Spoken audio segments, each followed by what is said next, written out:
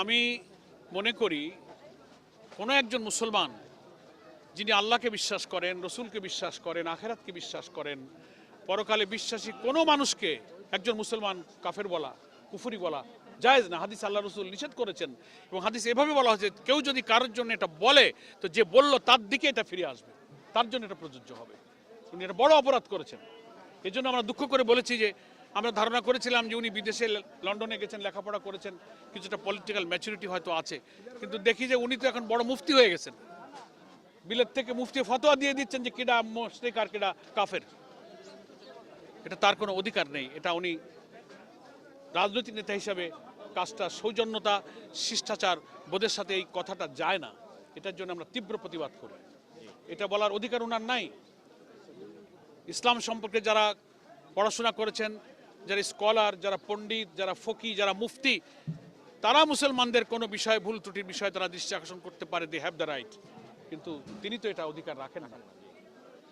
তিনি রাজনৈতিক বক্তব্য দিতে পারেন, সেজন্য আমরা এটার কথাটার খুব তীব্র নিন্দা করি।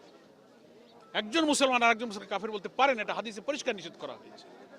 সে যদি নামাজও না পড়ে, রোজাও না রাখে, তার আমলে যত ত্রুটি থাকুক, শুধু আল্লাহ রসুল পরকালকে বিশ্বাস করে তাকে কাফের বলা যায় না। তিনি তৌহিদকে বিশ্বাস করেন। তিনি একটা বড় অপরাধ করেছেন। কি পরিমাণ অপরাধ করেছেন তিনি নিজে যেন আত্মসমালোচনা করেন, তার উপরে আমি ছেড়ে দিলাম।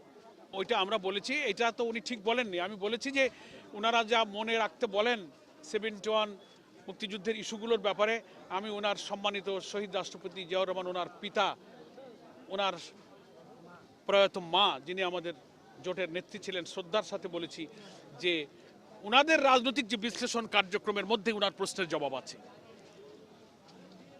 79-এর পার্লামেন্টে শহীদ রাষ্ট্রপতি জিয়াউর রহমানের জীবদ্দশায় যারা পূর্ব পাকিস্তানের সময় অখণ্ড পাকিস্তানের পক্ষ নিলেন, এরকম 14, 15, 16 জনের নাম আমরা দিতে পারবো। তাদেরকে ওনার পিতাই প্রধানমন্ত্রী করেছেন, শাহজুর রহমানকে প্রেসিডেন্ট করেছেন, আব্দুর রহমান বিশ্বাসকে, প্রচুর এমপি ছিলেন, মন্ত্রী ছিলেন। এই প্রশ্নের জবাব উনি তাদের কাছ থেকে নেবেন। ওনার মা যখন বিএনপি নেত্রী 91 সালে জামাত ইসলামী 18টা আসনে জিতলো, ইন্ডিভিজুয়াল ইলেকশন করে, আমরা তখন কোনো জোট করিনি। সেই নির্বাচনে আওয়ামী লীগ এবং বিএনপির আসন সংখ্যা এমন হয়ে দাঁড়ালো যে জামাত ইসলামীর কাছে 18টা আসন ছিল, জামাতের সমর্থন ছাড়া কেউ আর সরকার করতে পারে না। দুই দলই, তখন আমাদের অধ্যাপক গোলাম আজম সাহেব ছিলেন আমাদের আমির, ওনার নাগরিকত্ব অন্যায়ভাবে বাতিল করা হয়েছিল। সেই ব্যক্তির মগবাজারের বাসায় জামাতের কাছে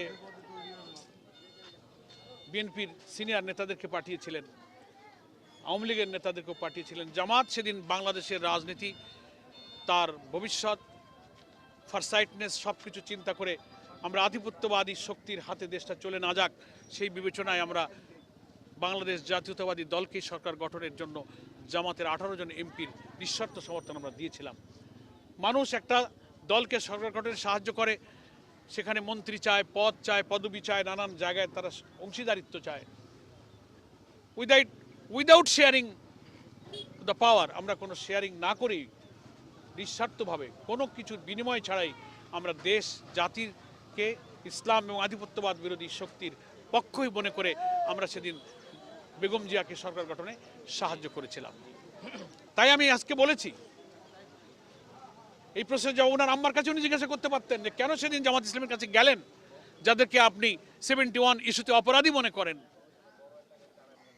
ফলে এটা শেখ মুজিবুর রহমান, যাকে বাংলাদেশের স্বাধীনতার স্থপতি বলা হয়, তিনি জীবিত অবস্থায় এটাকে তিনি সমাধান করে গেছেন। ইট ওয়াজ ডিসাইডেড ম্যাটার।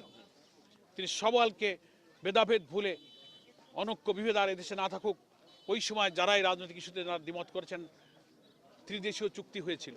আপনারা সাংবাদিক, আপনারা জানেন, তখন পাকিস্তানের পররাষ্ট্রমন্ত্রী ছিল আব্দুল আজিজ, ভারতের পররাষ্ট্রমন্ত্রী ছিল শরণ সিং, বাংলাদেশের পররাষ্ট্রমন্ত্রী ছিল ডক্টর কামাল হোসেন। 3 দেশের পররাষ্ট্রমন্ত্রীরা চুক্তিবদ্ধ করে তারপরে সিমলা চুক্তি হয়ে forgive and forget, Sheikh Mujibur Rahman general amnesty দিলেন, কোলাবরেটর অ্যাক্টকে তুলে নিলেন, সব মামলা তুলে নিয়ে ব্যাপারটাকে তিনি কিন্তু মীমাংসা করে গেছেন। একাত্তরেও তো আধিপত্যবাদ আর ইসলামী রাষ্ট্র বিভক্ত তো নয়, সেই জন্য তার এটা। সবাইকে নিয়ে উনি চলতে চেয়েছিলেন, সে কাজটা তো শেখ মুজিবও করে গেছেন, জিয়াউর রহমানও করে গেছেন। এখন পলিটিক্যাল ব্যাড ইন্টেনশনে যদি আবার আপনারা সেই ৭১কে ইউজ করেন তাহলে কি হলো? ওই ফ্যাসিবাদদেরকে যে দোষ দেই সেই ন্যারেটিভ তো আপনাদের কাছেও দেখা যাইতেছে। মানে আপনাদের সাথে থাকলে সঙ্গী, না থাকলে জঙ্গি। এটা কি চ্যালেঞ্জ হিসেবে মনে আমি করছেন? কোনো চ্যালেঞ্জ মনে করি না, বরং এতে জাতি সত্য খুঁজে পাচ্ছে যে কারা রাজনীতিতে প্রতারণা করে, অসত্যের আশ্রয় নেয়, ধোঁকাবাজি করে, আদর্শ চরিত্র নৈতিকতা দিয়ে রাজনীতিকে মোকাবেলা করতে যারা ব্যর্থ হয় তারা এই সমস্ত ভোতা হাতিয়ারকে রাজনীতিতে ব্যবহার করে। এই সুবিধাটা আমাদের হইতেছে। আমরা ৭১ সালের তো তখন ছোট ছিলাম, ওই সময় তো আমরা জামাত করি না।